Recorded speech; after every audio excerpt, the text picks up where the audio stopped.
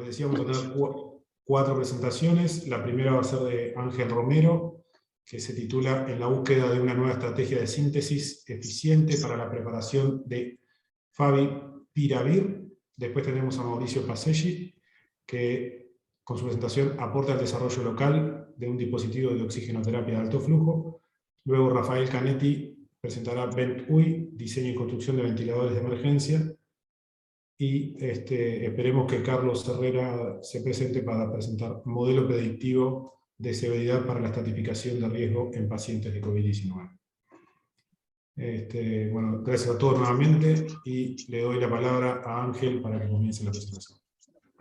Perfecto, vamos a compartir pantalla acá. Bien.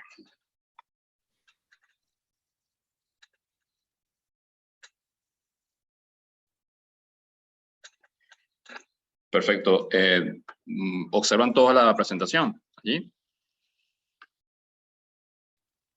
Sí, correcto. Sí, perfecto. Muy bien, entonces yo creo que ya podemos comenzar. Muy buenos días a todos. Bienvenidos a todos los que están presentes en esta sesión. El día de hoy les presentaré en el marco del Congreso Interdisciplinario COVID-19, Pandemia y Postpandemia, el trabajo titulado En la búsqueda de nueva estrategia de síntesis eficiente para la preparación del Favipiravir. Este trabajo fue desarrollado entre el Laboratorio de Moléculas Activas, Bioactivas del CENUR en Paysandú y el Laboratorio de Síntesis Orgánica de Facultad de Ciencia, ¿no? Y también tuvimos una colaboración en cuanto a predecir, ¿no?, el mecanismo de acción o mecanismo de reacción desde el punto de vista teórico de la Universidad Central de Venezuela. Muy bien, entonces vamos a hablar un poco del Favipiravir, de qué se trata este compuesto. El Favipiravir, como lo vemos, antes de iniciar la presentación, observo más o menos la temática de la sesión y básicamente tiene como un punto de vista más médico que químico. El objetivo principal de este trabajo va a ser netamente sintético, ¿no? Obtener un compuesto antiviral de una forma sencilla respecto a lo que está reportado. Entonces, vamos a hablar un poquito del sistema, que es el Favipiravir. El Favipiravir es un sistema orgánico, como lo vemos acá, un sistema heterocíclico que presenta un grupo hidroxilo en la posición 3 y un grupo carbosemido en la posición 2, en un anillo de piracina. Este sistema es un análogo perfecto de la guanina, y de alguna forma se puede comportar como un inhibidor muy selectivo de la ARN polimerasa. Este compuesto es conocido también como T705, fue creado por la compañía japonesa Toyama en el año 2002 aproximadamente. Bueno, como les mencioné, es un análogo de la guanina. Fue aprobado en Japón contra virus resistentes de la influenza y su extensión, y fue extendido, ¿no?, su uso a otro tipo de virus de ARN. Tenemos diferentes virus de la influencia tipo A, B y C, por ejemplo, virus de H5N1, arenavirus, entre otros, virus del ébola también, como resalta. Y ya en vista del surgimiento del COVID-19 en el año, a finales de 2019 y 2000, fue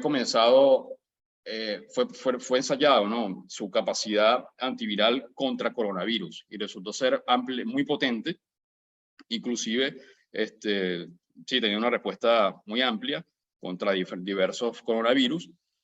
Y en algunos países como Rusia, India, Gran Bretaña, China, fue probado inclusive en pacientes. Su investigación fue extendida desde el inicio de la pandemia hasta los tiempos actuales. Y aunque por supuesto que no compite contra las vacunas aprobadas, ha tenido unas respuestas interesantes en pacientes en edades avanzadas, más de 60 años, inclusive pacientes que tienen algunos síntomas leves del coronavirus, del COVID, ¿no? Muy bien, aquí más o menos el compuesto en sí, ¿no?, el sistema en sí no es el principio activo. El principio activo es un metabolito, ¿no?, de fosforibolización, que este es el sistema realmente activo, el que realmente podría inhibir la ARN polimerasa selectivamente y, bueno, por supuesto, bloquear su replicación. Ese es el fundamento, ¿no?, del sistema. Muy bien. En vista de que el sistema ha sido un inhibidor selectivo de la ARN polimerasa contra diferentes virus de ARN y tenía un potencial para aquel momento, al inicio de la pandemia, en el año 2000, entre 2019 y 2020, el desarrollo de su síntesis es importante. Desde el año 2000, más o menos, se ha venido trabajando en diversas investigaciones para obtener este compuesto de la forma más sencilla. Sin embargo, como podemos ver en esta presentación, o en esta lámina, su estrategia sintética consta de unos 6 a 7 pasos. Además, presenta múltiples ventajas como la obtención de sus intermedios para llegar al producto final de favipiravir requiere extensivas columnas cromatográficas, que es una técnica un poco trabajosa. Presenta entre sus intermedios agentes tóxicos, tiene limitación a poder obtener grandes cantidades. También se utilizan agentes no amigables como el agente de OLAT, algunos catalizadores costosos y solventes de clase 2 que no están dentro de los parámetros de la Green Chemistry, ¿no? Bueno, aquí vemos algunas rutas de síntesis muy extendidas, como ya lo he mencionado. Bien, entonces nosotros, para abordar esta problemática de obtener el favipiravir en un solo paso de reacción, evitando todos esos pasos de síntesis, comenzamos a analizar, ¿es posible obtener el favipiravir en un solo paso de reacción? Entonces tuvimos que irnos a los conceptos de la química moderna, porque la síntesis previa se fundamentaban en la síntesis clásica, y la síntesis clásica, de alguna forma, era requerido una serie de pasos. Pues la síntesis clásica, una serie de pasos para llegar al producto definitivo. Entonces, bueno, nos fuimos a los conceptos de la química moderna, y hay algunas posibilidades, algunas estrategias que nos permiten obtener en un solo paso de reacción la fluoración, por ejemplo, en un sistema pequeño, ¿no?, como una piracina con grupo hidroxilo. Una de las primeras técnicas, tenemos la fluoración utilizando fuentes electrofílicas de flúor. Aquí tenemos algunas de ellas, de Select Fluor, el N-Fluor sulfonamida, tenemos los cloropiridinios, son agentes muy utilizados para las fluoraciones. Estos agentes, la capacidad de estos agentes para fluorar depende mucho de la naturaleza del anillo aromático o del sistema que se va a fluorar. Por ejemplo, los cloropiridinios son muy efectivos para sustituciones electrofílicas aromáticas y van vía iónica, mientras que estos dos reactivos prefieren un mecanismo radicalario. Hay una desventaja con esta estrategia, es que en los primeros años que se emplearon, hacer una sustitución, una fluoración directa en un sistema heterocíclico no es algo trivial. Sin embargo, en los últimos años se ha encontrado que piridinas o piracinas funcionalizadas en la posición 2 con un grupo amino hidroxilo pueden permitir la fluoración en las posiciones 4 y 2 respecto al grupo amino o hidroxilo, con conversiones interesantes, ¿no?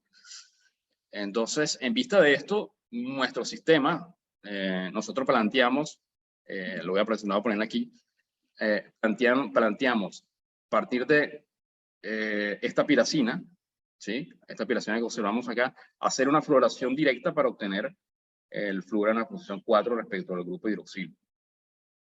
Bueno, voy a ir a una lámina previa. Hay otras estrategias también dentro de la síntesis moderna, que son las fluoraciones de piridinas o piracinas vía activación carbono-hidrógeno, un carbono-hidrógeno adyacente al grupo nitrógeno, utilizando difluoruro de plata. Y finalmente tenemos la fluoración vía activación Ullmann, que sería hacer la fluoración sobre un enlace carbono-bromo para obtener un enlace carbono-flúor utilizando catalizadores de cobre y paladio con algunos ligandos bulky, ¿no? Muy bien. Entonces, en vista de estas estrategias modernas, nosotros fundamentamos, se propuso un proyecto, fue aceptado y comenzamos las investigaciones en estas 3 estrategias, ¿no? Fundamentamos estas 3 estrategias. Nosotros para esta presentación nos vamos a fundamentar en la primera, porque las 2 últimas no presentaron resultados muy positivos. De forma muy resumida, con el difluoruro de plata, nosotros tuvimos una conversión no mayor al 10% del producto y adicionalmente teníamos mezclas, ¿no?, de fluoraciones a este nivel. Y otra cosa importante es que el difluoruro de plata parece descomponerse y formar fluoruro de plata, probablemente por una reacción radicalaria con este grupo hidroxilo. Así que que de alguna forma son comunes en este tipo de agentes. Por lo tanto, para nosotros hacer esta estrategia eficiente necesitamos proteger estos grupos y de alguna forma se sale nuestro objetivo, porque nuestro objetivo realmente es hacer una fluoración directa de este sistema en un solo paso de reacción. Entonces, proteger estos grupos envolvería más pasos y se sale del objetivo principal, que es lograrlo tener en un solo paso. Y con la otra estrategia de activación vía Ullmann, pues, que es la estrategia 3 que tenemos acá, no obtuvimos tampoco resultados muy positivos, pero tuvimos algunas conclusiones importantes que pueden permitir a más investigaciones. Entonces, bueno, lo vamos a fundamentar en esta estrategia 1 que fue bastante bien desarrollada y vamos a comenzar a hablar sobre ella. Muy bien, entonces hicimos unas reacciones preliminares, obtuvimos resultados llamativos y comenzamos a hacer una serie de optimizaciones para conseguir las condiciones óptimas, justamente. Comenzamos probando el efecto de solvente. Como podemos ver en esta tabla, tenemos diferentes tipos de solventes con grupos hidrógenos donadores. Tenemos algunos solventes polares y algunos solventes poco polares, ¿no? Por ejemplo, dentro de los hidrógenos donadores tenemos agua, metanol y etanol. Ahí observamos que el porcentaje de conversión de la reacción fue bastante bajo, alrededor del 1 o 2%. Cuando aumentamos la polaridad del solvente, por ejemplo, el acetonitrilo, cuando utilizamos solventes polares como el acetonitrilo, pero no son próticos, observamos un rendimiento interesante alrededor del 30%. Sin embargo, cuando bajamos la polaridad del solvente y utilizamos solventes no próticos, el rendimiento baja gradualmente. Por lo tanto, como una conclusión inicial de estas entradas 1 y 9, se requiere un solvente polar, probablemente un solvente polar no prótico puede ser conveniente. Entonces nosotros vimos, necesitamos un solvente que sea altamente polar, pero no sea prótico. Y comenzamos a trabajar con algunos líquidos iónicos. Líquidos iónicos es un sistema, tenemos este ejemplo acá, el BF4-bemin, que es una especie de líquido que tiene cargas en su sistema, ¿no? Aquí tenemos un anillo de imidazolium y un contraión negativo.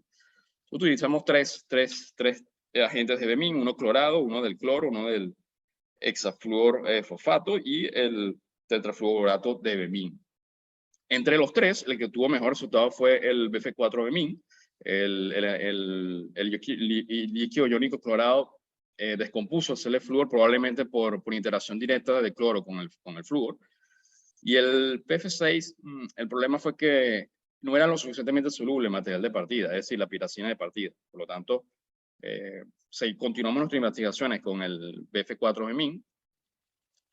Una vez obtenido este solvente como más conveniente, comenzamos a probar otras condiciones como el efecto de la temperatura, el tiempo, las proporciones del select-flúor y las proporciones del solvente, en este caso del BF4-bemin. Pero comenzamos con las proporciones del bemin. Observamos que 10 equivalentes nos daban un rendimiento del 31%, pero cuando utilizamos 20 equivalentes, el rendimiento lo logramos llevar hasta el 50%. Ya el 30% no nos daba una mejoría, por lo tanto el 20% fue el solvente óptimo. Ya con ese solvente comenzamos a probar la proporción de select-flúor desde 0.8, 1.1, 1.7, 2.0 y 1.4. Nos encontramos que cuando usamos una cantidad baja de select-flúor, el rendimiento también baja. Cuando utilizamos cantidades un poco más altas, el 2% de dos equivalentes, el rendimiento bajaba ligeramente respecto al 50% óptimo. Por lo tanto, 1.4% parece ser una cantidad óptima para la reacción. 1.7 nos da, no nos genera una mejoría, ¿no? en el porcentaje de conversión. Posteriormente probamos la temperatura. Ya con estas condiciones óptimas de 20% de bemin, 1.4 de select-flúor, comenzamos a probar las temperaturas. Observamos que un incremento gradual de la temperatura por encima de 80 grados nos baja el rendimiento. Un decrecimiento de la temperatura, por la temperatura óptima es 80 grados, por debajo de 80, por ejemplo, 70, 60 o 20, nos baja gradualmente el porcentaje de conversión. Por lo tanto, la temperatura óptima es 80 grados para esta reacción. Y finalmente probamos los tiempos de reacción. Dentro de esos tiempos, el tiempo más óptimo está entre las 12 y 24 horas. Bueno, ya con estas condiciones, pasamos a ver el efecto del agente fluorante. Tenemos 4 opciones aquí, el CL-Fluor, el N-fluorsucimida, y los agentes de N-fluorpiridinio. Como podemos ver en la tabla, el CL-Fluor resultó ser el agente con el mejor rendimiento, tenemos aquí un 50%. El N-fluorsucimida nos dio un rendimiento bastante más bajo, y mucho más bajo fue en los fluorpiridinios. Esto de alguna forma nos indica por dónde puede ir la reacción. Los N-fluorpiridinios son agentes muy preferidos para mecanismos vía-iónicos, y estos 2 agentes prefieren mecanismos radicalarios. Por lo tanto, pareciera que la reacción va por un mecanismo radicalario. Muy bien, posteriormente probamos el efecto del agua, porque generalmente las reacciones con CL-Fluor son aceleradas en presencia de agua, y nosotros encontramos que utilizando Vermín como solvente y agregando unas proporciones de agua, encontramos que el rendimiento bajaba gradualmente cuando incrementábamos la cantidad de agua, ¿no? Como podemos ver subiendo en esta tabla. Por lo tanto, el agua no era conveniente para nuestra reacción. Hicimos un análisis muy rápido para observar qué ocurría, y encontramos por estudios de resonancia magnética a nivel de carbono, hidrógeno y flúor, que se daba esta descomposición parcial hasta llegar a estos subproductos, ¿no? Entonces el agua no era conveniente para la reacción. Finalmente se probaron algunos catalizadores muy comunes en la fluoración con CL-Fluor. No causaron, bueno, en el caso de la plata sí tuvimos un rendimiento interesante, pero cuando utilizábamos plata con piridina, el rendimiento bajaba considerablemente, lo que nos llevaba a pensar que la piridina, o sea que la presencia de piridina bajaba el rendimiento, lo que nos lleva a pensar es que posiblemente nuestro sistema puede estar interactuando con el CL-Fluor, pero eso es un campo de otro trabajo, ¿no? Y finalmente se probaron algunas condiciones, algunas fuentes de energía alternas como luz ultravioleta y microondas, pero no tuvimos mayores mejorías en el rendimiento de la reacción, ¿no? Bueno, aquí tenemos un esquema general de algunos experimentos controles que se utilizaron para entender un poquito cómo funcionaba la reacción. Definitivamente el agua no es conveniente para la reacción. Agentes fluorantes como en el fluorpiridinio nos genera trazas, por lo tanto el mecanismo no es iónico. Catalizadores nos pueden mejorar la reacción. Cuando funcionalizamos acá el grupo hidroxilo con un grupo radical R, no hay reacción. Cuando utilizamos base, decrece de 50 a 38%. Por lo tanto, parece que el grupo hidrógeno aquí es importante, ¿no? La reacción mejora con el aumento de la polaridad. Y cuando utilizamos algunos agentes radicalarios o atrapadores radicales en el medio de la reacción, observamos que entre una inhibición de la fluoración del 95 al 100%. Por lo tanto, la reacción probablemente va a vía radicalaria. Finalmente hicimos un escalamiento de la reacción, muy pequeño el escalamiento, 1.5 milimol, y obtuvimos entre un 41 a 41.5% de rendimiento total, lo cual es considerablemente mucho mejor que el máximo que reportan las estrategias comunes, que son del 30%, y aquellas requieren entre 6 y 7 pasos de reacción. Nosotros logramos este rendimiento en un solo paso, con un mecanismo, un método de síntesis muy sencillo y práctico. Bueno, para culminar, como les mencioné inicialmente, esta investigación fue desarrollada entre el CENUR del Paysandú, la Facultad de Ciencias, y aquí está la lista de autores envueltos en el trabajo. Agradecer, y muy importantemente, a Guzmán Álvarez y Marco Couto, que fueron como que también responsables de la investigación, y a Germán Fuentes, o sea, porque él desarrolló prácticamente toda la síntesis, todo el trabajo que envuelve esta investigación. Y por supuesto los demás autores. Bueno, sin más que agregar, creo que me extendí un poco. Espero las preguntas correspondientes. Gracias, Ángel. Sí, lo dejé unos minutos más porque no hemos tenido la participación del último ponente, así que vamos a estar más cerca de los 20 cada uno. Les aviso los 20. Así que estuviste bárbaro. Mauricio, damos paso a tu presentación. Gracias, Ángel. Al final hacemos el intercambio de las consultas. Bien.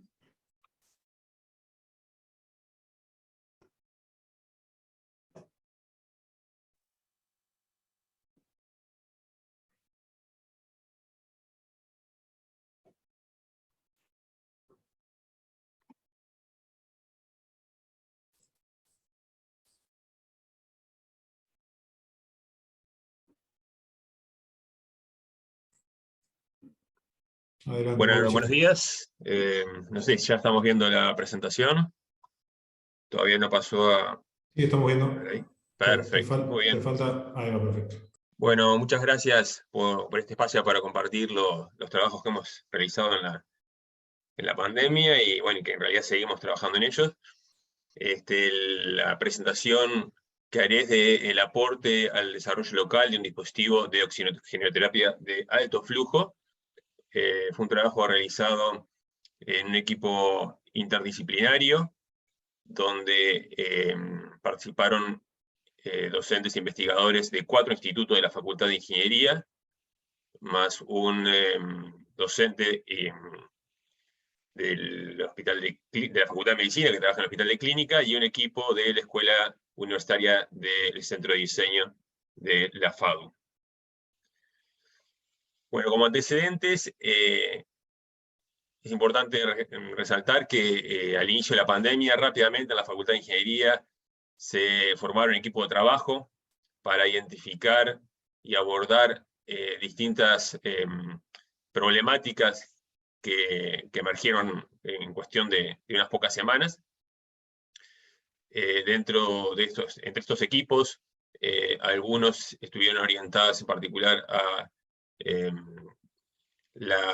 desarrollo de equipos de asistencia respiratoria, en particular de respiradores, digamos, mecánicos, y entre ellos, uno en el que yo estuve participando, y en el que rápidamente identificamos la necesidad de integrar especialistas de la medicina y del diseño.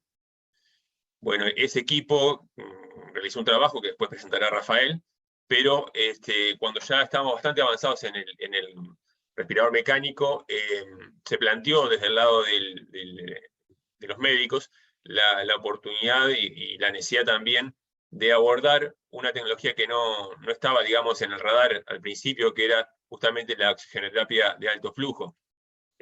Al inicio de la pandemia no se había identificado esta terapia como adecuada para pacientes con COVID, pero en base a fundamentos que luego no pudieron ser confirmados y por el contrario, empezó a haber evidencia de que sí, de que para pacientes que todavía no estaban en etapa avanzada de la enfermedad, la aplicación de esta terapia permitía evitar en muchos casos el ingreso a cuidados intensivos. La situación en ese momento era que se empezaba a demandar gran cantidad de equipos de oxigenoterapia de alto flujo, pero no había disponibilidad en plaza. Y eso requería entonces una solución urgente en cuanto a disponibilizar nuevos equipos. Fue entonces que nos planteamos, en paralelo al trabajo que veníamos ya terminando del equipo de Vent-UI, que era de ventilación mecánica, comenzar a trabajar en este otro dispositivo. Entonces, el primer objetivo que nos planteamos es desarrollar un prototipo en base a los insumos disponibles en plaza. La idea no era inventar muchas cosas, sino básicamente obtener una solución práctica que estuviera disponible en corto plazo. El segundo objetivo era efectivamente producir algunas unidades para poder ofrecer al hospital de clínicas y finalmente dejar documentación disponible para poder seguir produciendo y perfeccionando el dispositivo.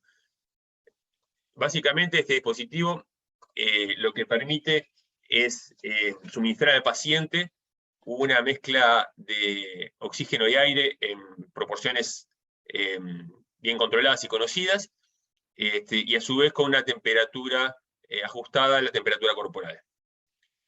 Con un flujo suficiente como para poder generar una renovación del aire en el sistema respiratorio, en particular generando un barrido del anhídrido carbónico que que se genera naturalmente y aliviando el esfuerzo respiratorio del paciente. Básicamente es eso, es aliviar el esfuerzo respiratorio y generar condiciones de confort para facilitar la recuperación. Esquemáticamente tenemos allí lo que es el diseño de un equipo completo que tiene un reservorio de agua que es para el suministro de humedad al aire. Tenemos una caldereta que lo que hace es humectar, digamos, el flujo de aire. Tenemos un mezclador y un control de flujo que lo que hace es regular la proporción de oxígeno y el caudal en litros por minuto. Estamos hablando de caudales del orden de los 50-60 litros por minuto. Luego la tubería que va al paciente y cánula nasal, que es como la interfase con el paciente, ¿no? La cánula nasal es como lo menos invasivo de todos los sistemas de respiración asistida que se utilizan habitualmente. Y bueno, nos planteamos realizar esto en no más de 3 meses, porque la urgencia era grande. Bueno, básicamente identificamos qué es lo que había en el mercado a nivel internacional, más allá de que no había mucha disponibilidad en plaza, y encontramos en lo que refiere al elemento central del equipo, que es el mezclador y regulador de flujo, tres tecnologías básicas. Una que es un mezclador mecánico que toma aire y oxígeno a presión y los combina en la proporción deseada, que son los A&D, que son obviamente equipos comerciales. Después tenemos el B&E, son equipos donde el aire se introduce al circuito mediante una turbina. Y después tenemos el C&F, que en realidad son dos planos de un mismo equipo, que utiliza el efecto Venturi para la incorporación del aire.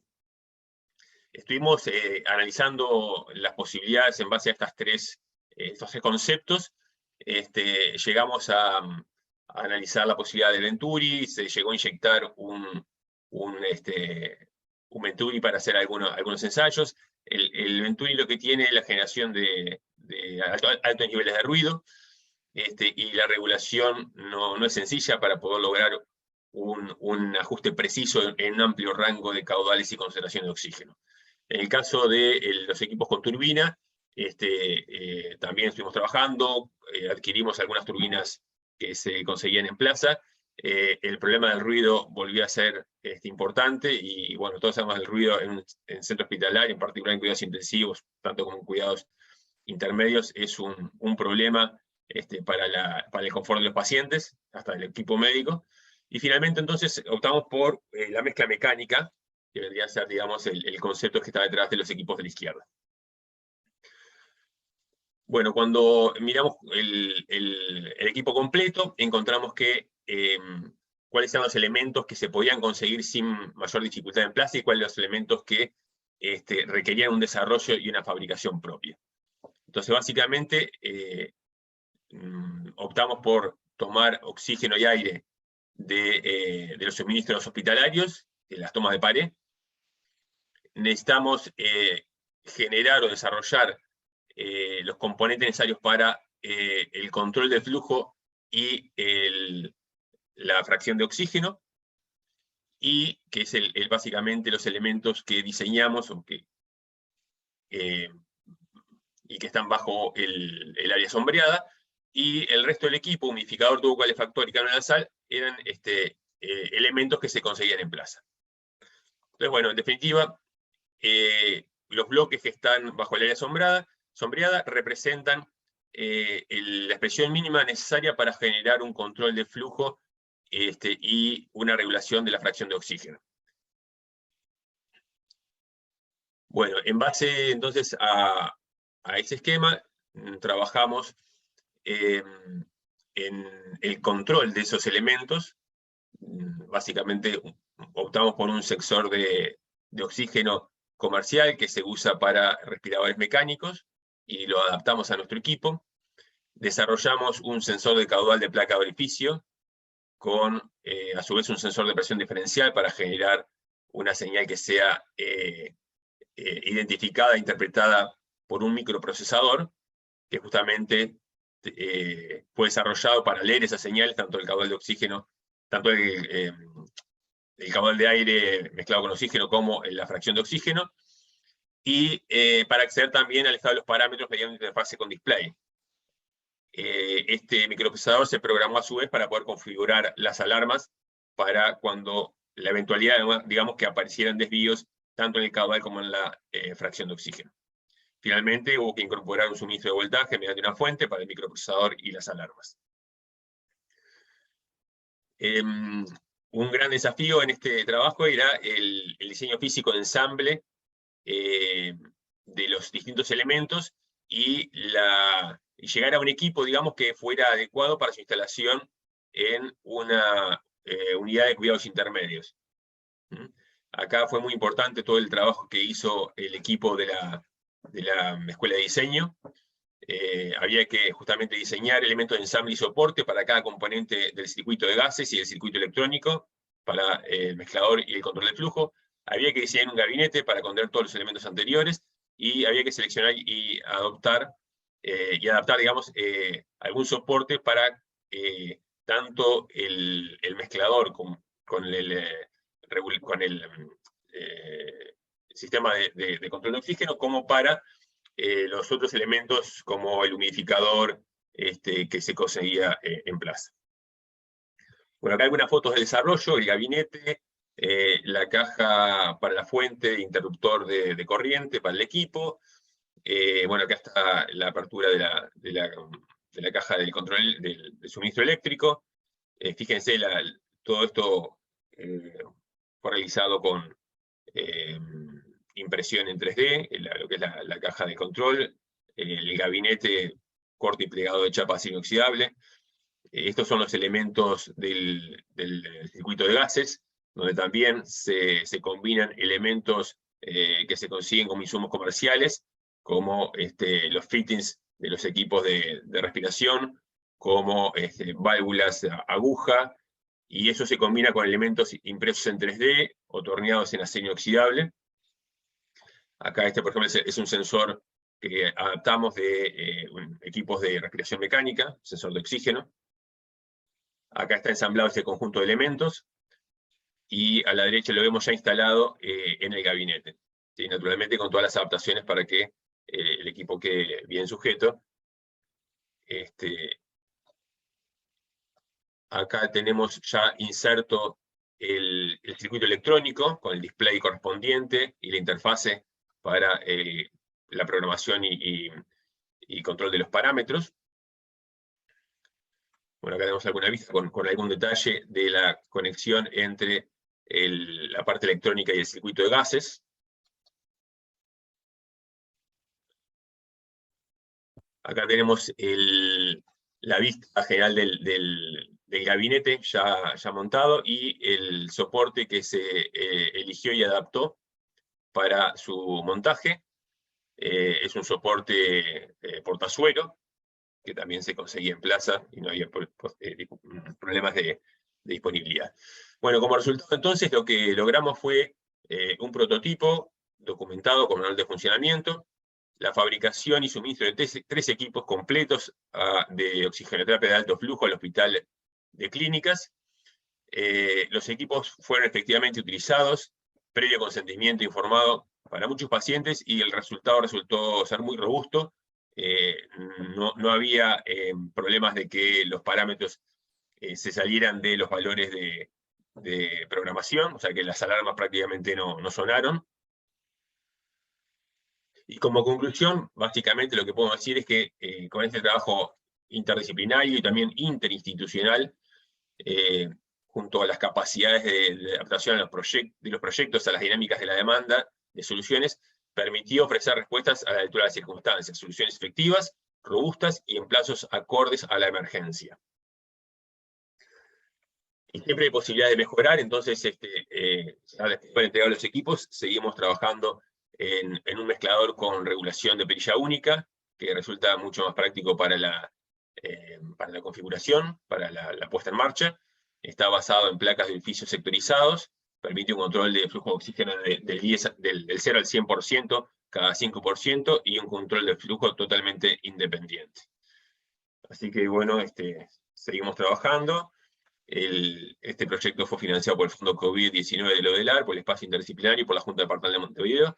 Y bueno, queremos agradecer especialmente a Ángel Coguimber y su equipo de ATEC, Facultad de Ingeniería, Arturo Briva y Martín Angulo, médicos que nos asesoraron junto con Bertramelli en este trabajo, la Fundación Ricaldoni y la División Contaduría de la Facultad de Ingeniería.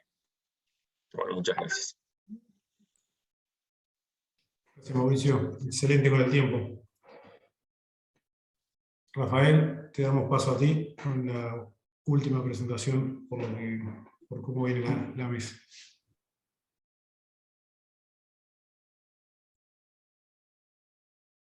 Espera que abro la presentación.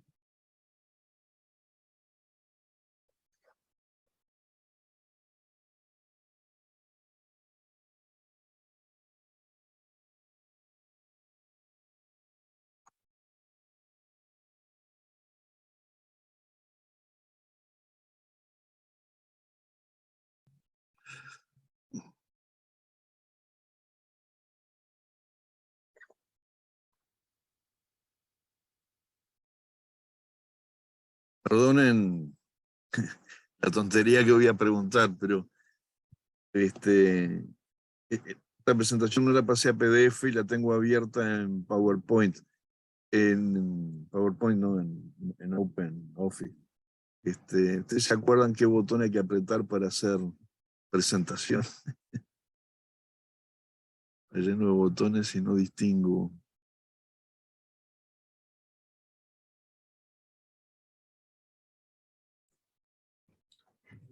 Podés arrancar por compartir, Rafa, y capaz que compartiendo lo encontramos entre todos los botones. Ahí va.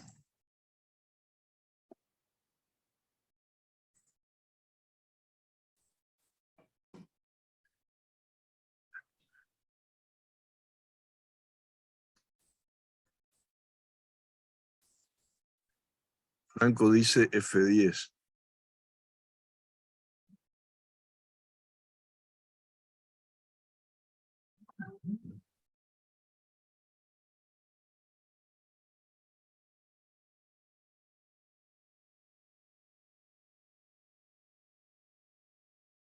¿Ven?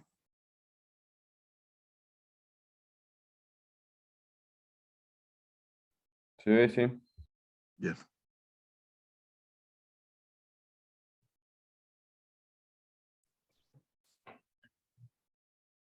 Es que estoy acostumbrado al PowerPoint y esta vista no lo... pase de diapositivas ahí, Rafa. ¿Cómo? El del lado. Pase de diapositiva. Iniciar Bien. presentación, F5. F5 era. Franco, era la mitad. Gracias.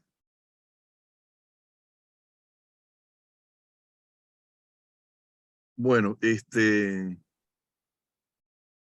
voy a exponer es Venturi, es el desarrollo de un equipo de ventilación de emergencia desarrollado al inicio de la pandemia y es el antecedente de lo que presentó Mauricio recién, es decir, básicamente, con pocos cambios, básicamente el mismo equipo de trabajo desarrolló este equipo poco antes. Entonces, para ponernos un poco en contexto de lo que fue la motivación de todo esto,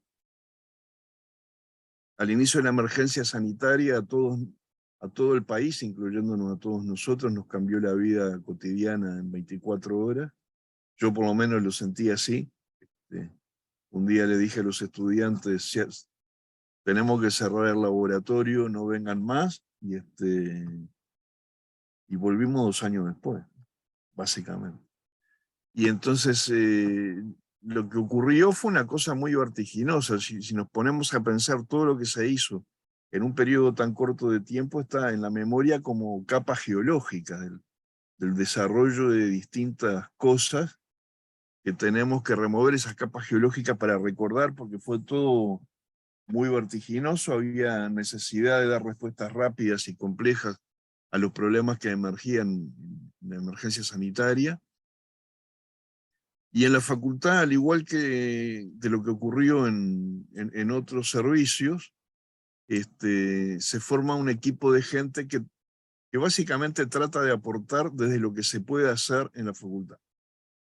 Eran prácticamente gente autoconvocada que se empezó a formar, a organizar, y eso en poco tiempo evoluciona hacia la formación de una estructura con un grupo de coordinación central, con la decana, Ulises, que está acá presente, Liliana Borsacón y Gregory Randall, Julián Orellón y dos compañeros más que después se fueron apartando, que no eran docentes de la facultad, era parte de ese grupo autoconvocado, en fin. Y por otro lado, un conjunto importante de grupos organizados a través de proyectos específicos para resolver problemas concretos.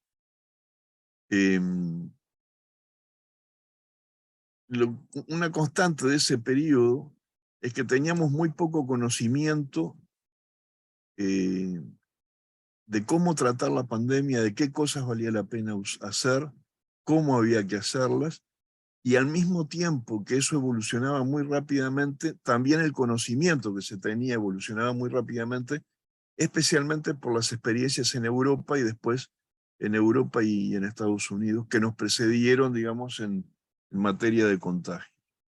Básicamente, se visualizan algunos objetivos típicos, el desarrollo de hisopos, de mascarillas, de ventiladores, y los grupos de nuestra facultad empiezan a trabajar en esas cosas, y en poco tiempo se establece contacto con otros servicios, química, medicina, la escuela de diseño, en fin, con otros servicios, para coordinar el trabajo de resolución de este tipo de cosas. Una de las cosas que surgió rápidamente fue la percepción de que el número de pacientes que se pueden salvar está directamente relacionado con la disponibilidad de ventiladores que apoyen la función respiratoria. Esa era la percepción inicial.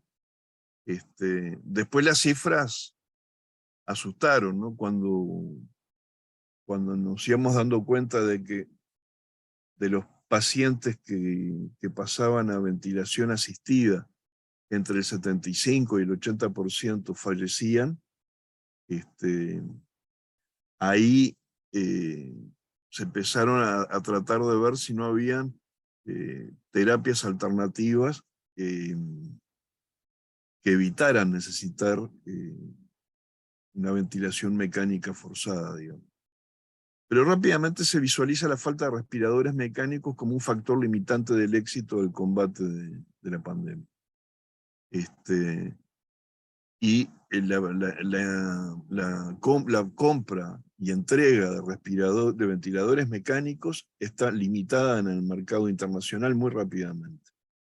Una cosa interesante es que la logística de transporte de comercio internacional posiblemente funcionara en aquel momento mejor de lo que funciona ahora. Porque ahora estamos heredando problemas de la caída del comercio y por lo tanto de embarques, contenedores, etc. En aquel momento eso funcionaba muy bien, pero lo que funcionaba muy mal era el suministro de componentes y el suministro de equipos, porque estaba todo el planeta peleándose por los pocos equipos que había, seguramente las fábricas peleándose por la compra de los insumos para fabricar nuevos equipos. Era una situación literalmente de emergencia, ¿no?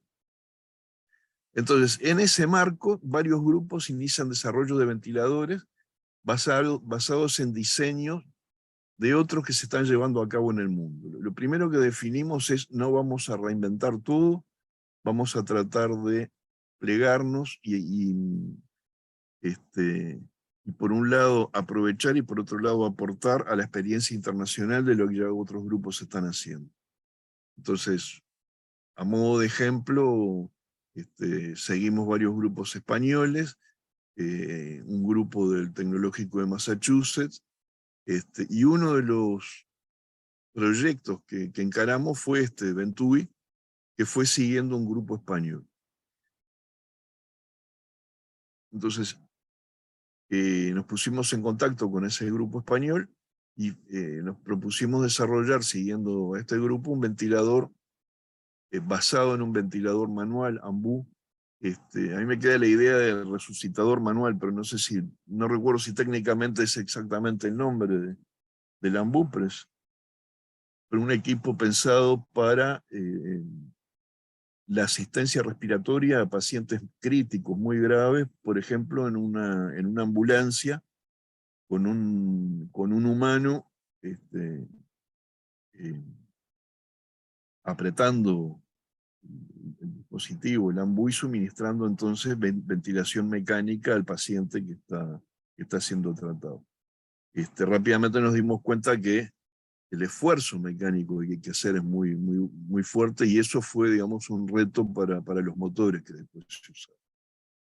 Y también hicimos fuertes consultas a médicos. Eso fue una etapa donde interactuamos muy fuertemente, especialmente con el Hospital Español y con el Hospital de Clínicas, es decir, con los CTIs, y quería aprovechar para agradecerle a los doctores Hurtado, Briva y Beltramelli, que en esos momentos los tuvimos atomizados a preguntas y coordinando cosas. El AMBU físicamente se ve así, es una bolsa de ventilación que se aprieta y con la cual se suministra aire a través de una mascarilla a un paciente. Tiene un grupo de válvulas muy ingeniosas para resolver que simplemente a partir de la acción mecánica de compresión de esta bolsa de ventilación, este saco de ventilación, al crear compresión y después depresión, con los dos grupos de válvulas, se establecen los flujos adecuados de suministro de aire al paciente. Pero está pensado para usar aire normal en una situación de emergencia y por poco periodo de tiempo. Las válvulas funcionan así. Yo no voy a entrar en detalle de cómo es el flujo del aire en la etapa de inspiración y en la etapa de expiración. Pero en la etapa de inspiración, a partir del aire del ventilador ingresa al paciente, y en la de expiración el aire sale a través de las válvulas estas de los costados. Lo que desarrollamos fue un equipo, a partir de este equipo AMBU, que era mecánicamente energizado, es decir, la acción manual del operario era sustituido por la acción mecánica de un dispositivo mecánico basado en una almohadilla que comprimía a la bolsa, y energizada a partir de un motor eléctrico con reductor.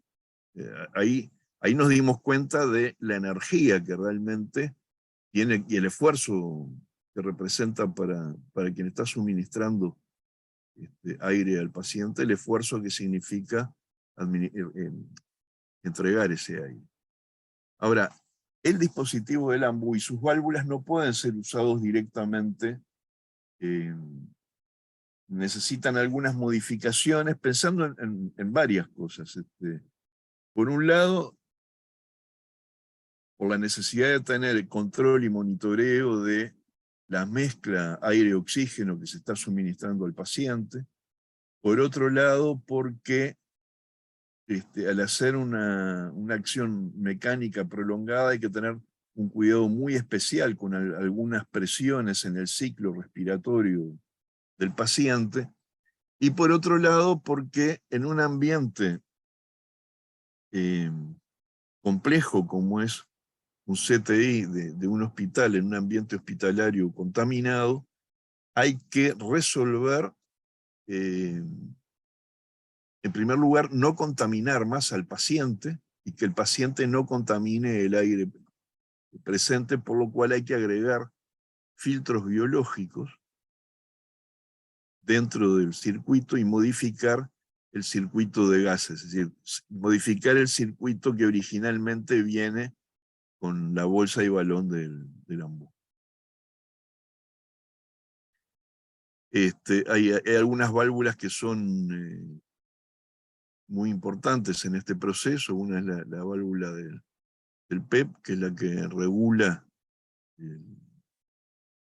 la presión final con la que queda al final de la expiración los pulmones. Si los pulmones se desinflan, eso tiene un efecto catastrófico sobre el paciente, entonces hay que garantizar una presión mínima positiva, una presión mínima manométrica positiva sobre los pulmones del paciente para que estos no se desinflen, ¿no?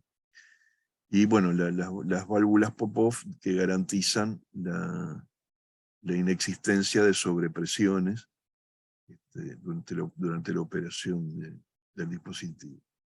Entonces, por otro lado,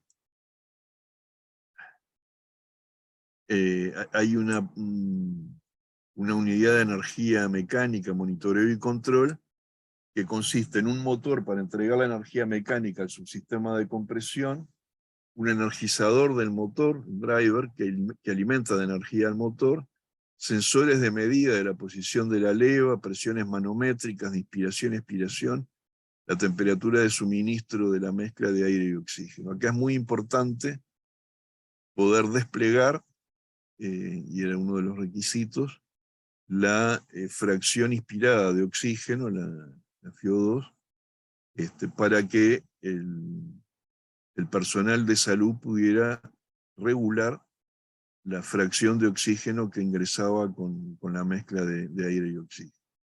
Bueno, hay botoneras y codificadores para que el usuario pueda fijar el modo de operación, un display para la interfaz con el operador y una unidad de procesamiento de datos que realiza el procesamiento de las medidas de los sensores, la interfaz con el usuario, las señales de control adecuadas para el accionamiento del motor, así como el manejo y despliegue de las presiones de interés, frecuencias respiratorias, generación de alarmas necesarias para el personal de la salud.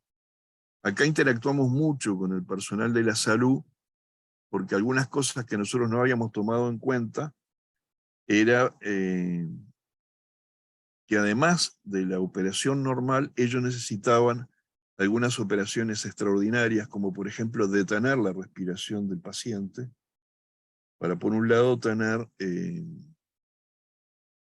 para obtener parámetros físicos que les permitieran evaluar el estado respiratorio del paciente.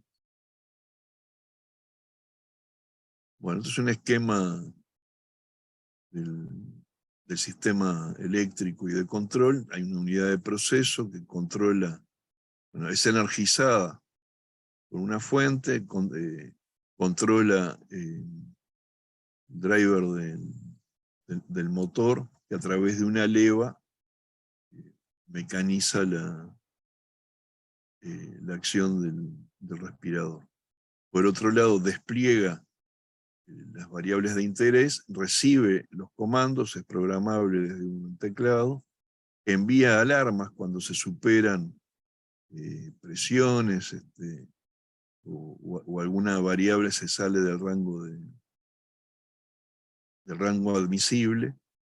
Y por otro lado se miden las presiones y caudales de inspiración, las presiones y caudales de expiración y la temperatura del aire inspirado.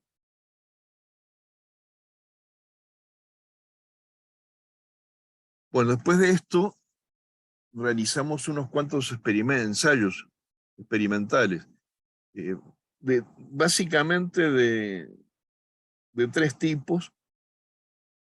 Ensayos parciales de laboratorio de distintos aspectos del funcionamiento, eso lo hicimos en laboratorio, como por ejemplo, asegurarse que se tenía la frecuencia respiratoria, la relación inspiración-expiración programadas, y medimos el volumen tidal, es decir, el volumen de la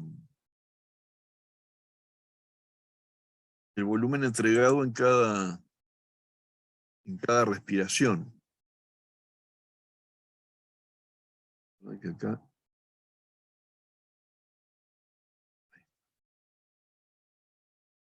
Por otro lado, hicimos ensayos de fatiga. Perdón, para la medición del volumen tidal se desarrolló, digamos, se desarrollaron técnicas experimentales de laboratorio que creo que fueron interesantes. Mauricio puede dar más detalles sobre eso. Se hicieron mediciones con, no sé cómo se llaman, medidores de volumen de burbuja, digamos, de membrana, pero no me acuerdo el nombre del instrumento, digamos. El ensayo de fatiga se tuvo el equipo trabajando 14 días sin parar, monitoreado, es decir, filmado y controlado por nosotros a distancia, monitoreado por nosotros a distancia durante 14 días sin parar, porque era lo que suponíamos que podía llegar a necesitarse en el trabajo. Esos mismos ensayos fueron observados por una auditoría externa. Creamos un grupo de auditores externos que observaban y criticaban los procedimientos experimentales con los cuales verificamos el funcionamiento del equipo. Y después llevamos al CTI del Clínicas y a la empresa Medifix el equipo a ensayarse y pasó los ensayos en ambos casos, ¿no? Esto fue, no sé si llega a verse, es una sesión de Zoom con gente en el laboratorio, con el equipo prendido. El equipo es esto que está ahí en amarillo y en azul. Está desarmado, digamos, la parte interna, digamos, del funcionamiento del equipo. Y es una sesión de Zoom donde nuestros auditores, pues también teníamos que respetar el tema de la cuarentena. Nuestros auditores auditaban los ensayos que hacíamos, tanto la metodología como el procedimiento físico del ensayo.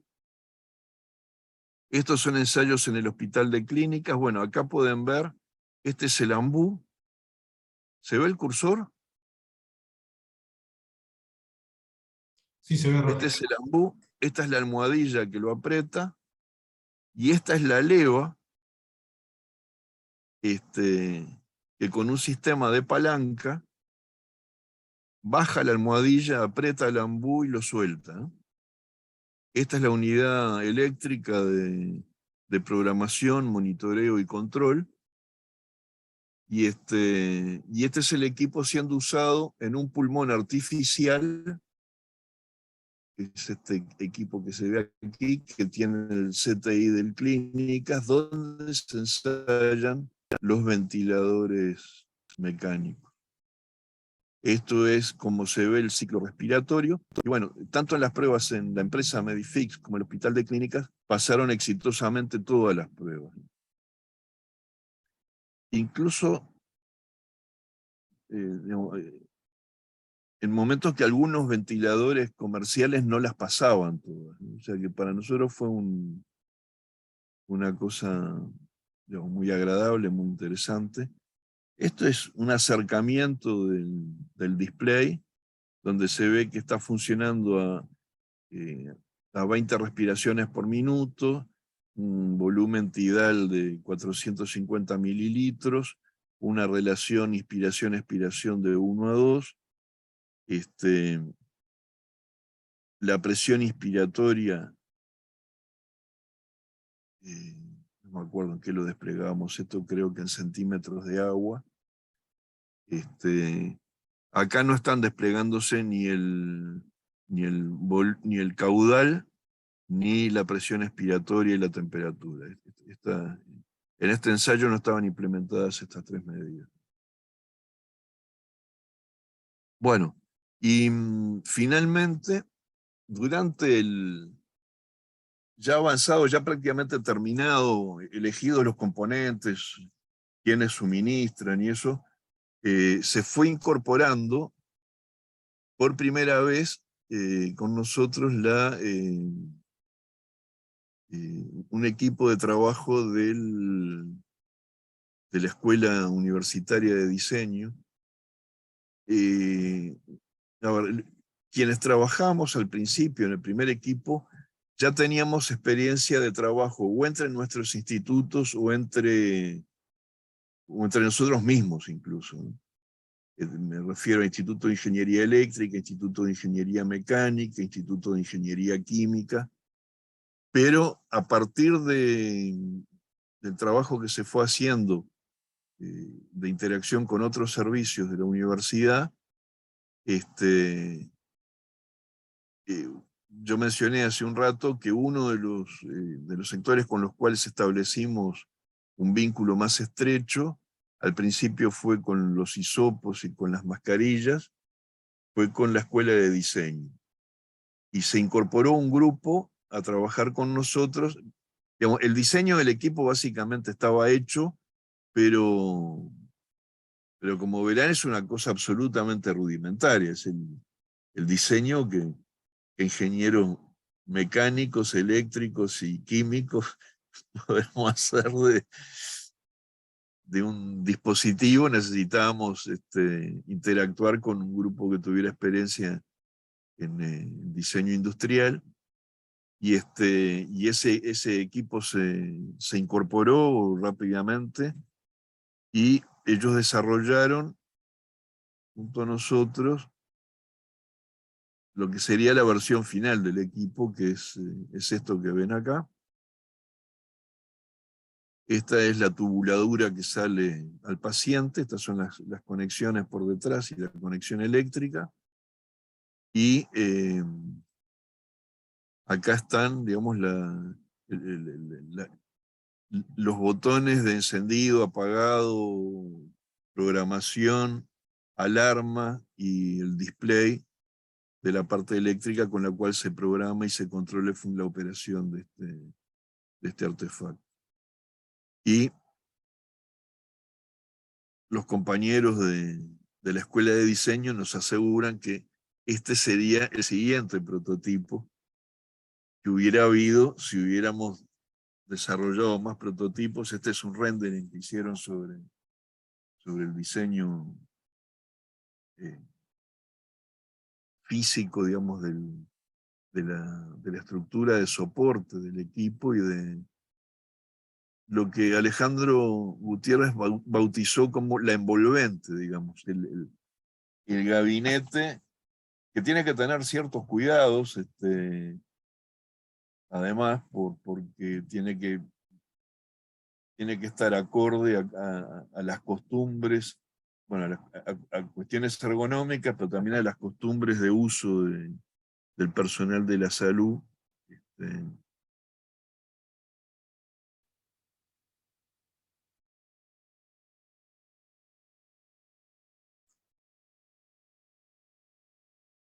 Esperen que yo me perdí. Que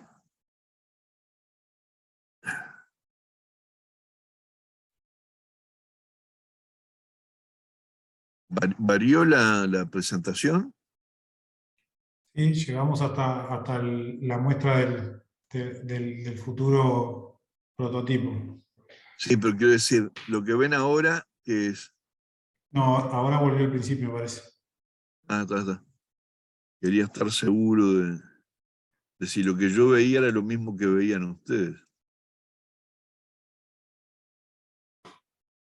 ¿Terminaste, Rafa? Para un segundito, que muestro esto. Claro, o sea que... Nos quedan unos minutos más. Si alguno tiene alguna consulta, le pido que vaya levantando la mano o comentando en el chat. Yo creo que, digamos, lo que terminaba era que lo que tenía que tener en cuenta el diseño físico exterior del equipo son las costumbres de uso por parte del personal de salud, pero también algunas cuestiones como por ejemplo la facilidad de ser higienizado convenientemente, porque eso está en un CTI absolutamente contaminado y tiene que ser no me sale la palabra, pero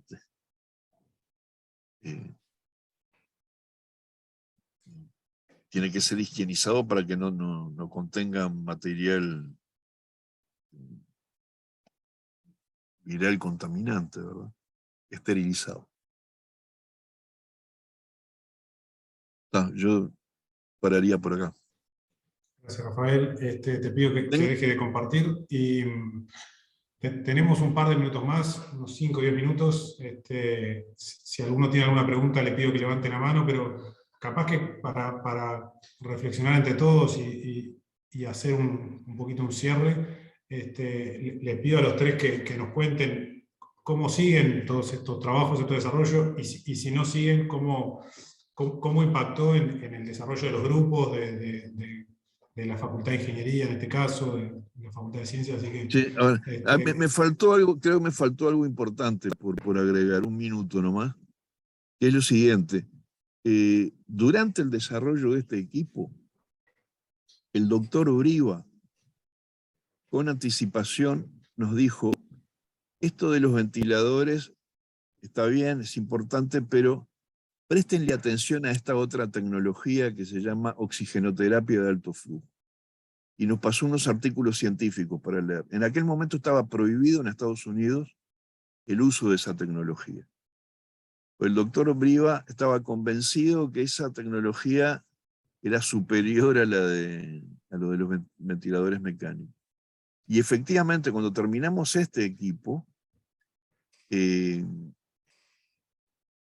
nos pusimos a trabajar en el de oxigenoterapia de alto flujo, que fue el que Mauricio Paselli expuso recién, porque en el ínterin no solo dejó de estar prohibido en Estados Unidos, sino que pasó a estar recomendado, porque se creía que la exhalación del paciente contaminaba el ambiente médico y que entonces estaba prohibido precisamente para proteger al personal de salud. En el ínterin se descubrió que no contaminaba nada, que con los filtros adecuados no había contaminación al aire del CTI, y que por el contrario, con esa otra tecnología se podía evitar que unos cuantos pacientes llegaran a integrar ese grupo tremendo de los que llegaban a ventilación mecánica, del cual el 80% fallecían.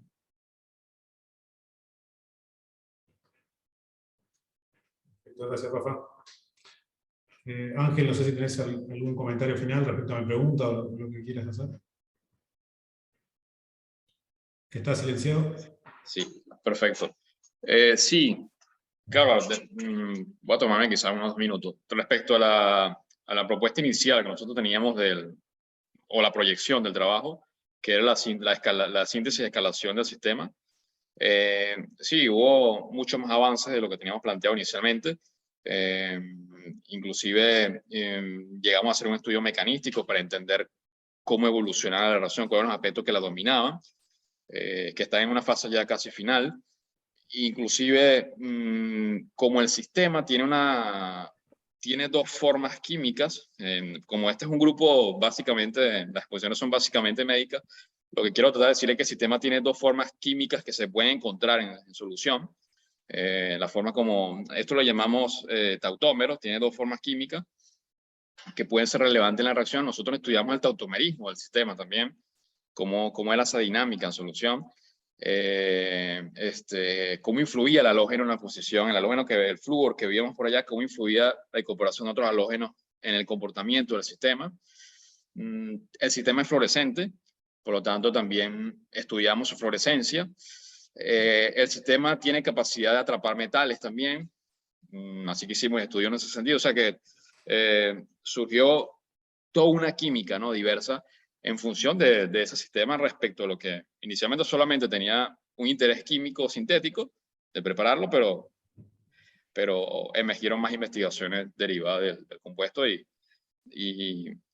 por supuesto algunos artículos van a salir derivados de eso, ¿no? ¿Sí? Y por supuesto que ayudó al crecimiento del grupo en cohesionar, ¿no?, integrar grupos de investigaciones allá en el CERNUR. Acá mismo nosotros, ¿no?, también nos integramos un poco más entre nosotros y sí, de alguna forma ha ayudado a afianzar una línea en ese sentido, ¿no? Gracias, Ángel. Mauricio. Bueno, yo creo que lo que ocurrió nos dejó muchos aprendizajes. En particular, yo valoro esa integración interdisciplinaria que siempre es necesaria cuando queremos obtener un producto que realmente resulte una solución real. ¿Sí? Porque muchas veces podemos trabajar en nuestros laboratorios, en nuestros centros de investigación en temas de gran profundidad y muy relevantes, pero al momento de entrar a la cancha, si no lo hacemos con un equipo donde haya un golero, un zaguero y mediocampista y atacante, no metemos goles. Y estos goles que pudimos meter, 3 en este caso del equipo Alto Flujo, fue porque nos integramos con los médicos, nos integramos con el equipo del Poliseño, y dentro de facultad trabajamos 4 institutos. Ninguno de estos jugadores solo hubiera podido hacer ni la mitad de lo que se logró en un plazo realmente muy corto. Así que creo que es una experiencia que nos dejó una enseñanza muy, muy importante. Y bueno, tenemos que seguir identificando oportunidades para juntarnos y para trabajar de manera complementaria, interdisciplinaria. Gracias, Mauricio. Y para terminar, Rafa.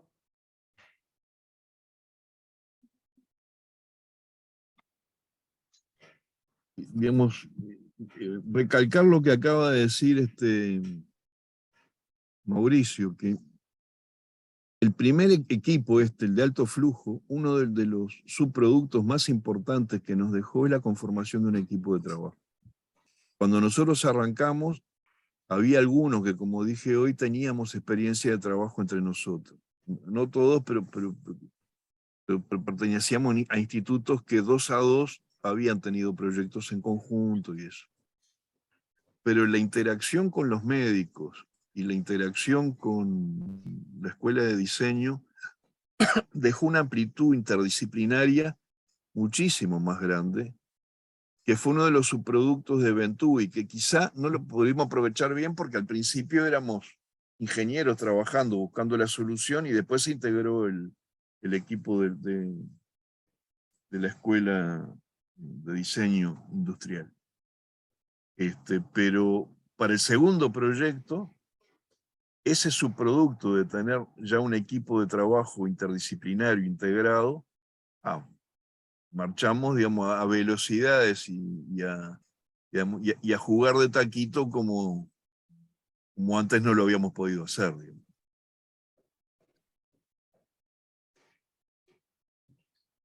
Bueno, buenísimo. Muchas gracias a los 3 por participar, por la presentación.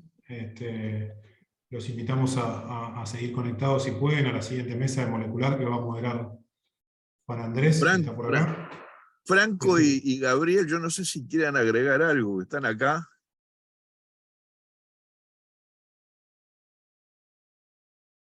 Rafa, ¿cómo andás? ¿Cómo anda, Franco? Gabriel. No, sí, recalcar lo que estaban diciendo del trabajo interdisciplinar, la verdad que fue muy rico para nosotros también.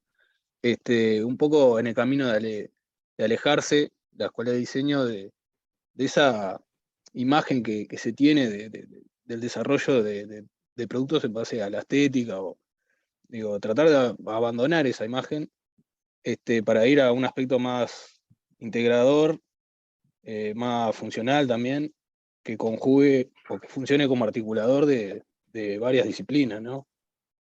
Y también recalcar la importancia de la fabricación digital que tuvo en estos proyectos, porque para el prototipado y la generación de ideas y la prueba misma fue muy importante, ¿no? Y tener el conocimiento de las tecnologías y el acceso a ellas dentro de las instituciones, ¿no?